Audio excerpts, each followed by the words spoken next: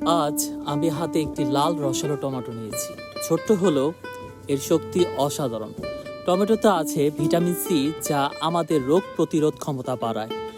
Lycopene, যা হার্টকে সুস্থ রাখে, ত্বককে উজ্জ্বল করে এবং চোখের জন্য ভালো। এছাড়া আছে ভিটামিন এ, যা দৃষ্টিশক্তি ভালো রাখে। ফাইবার আছে, যা হজম সহজ করে এবং ওজন নিয়ন্ত্রণে সাহায্য করে।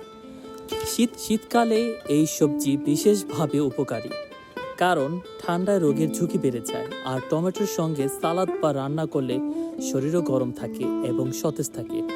আপনি চাইলে সরাসরি খেতে পারেন, সালাদে কেটে দিতে পারেন বা রান্নার মধ্যে মিশিয়ে দিতে পারেন। প্রতিদিন 1-2টি টমেটো, শরীর হবে সতেজ, মুখে হাসি এবং মন থাকবে ভালো। এই সেই ছোট্ট লাল বন্ধু যা আপনাকে সুস্থ রাখে।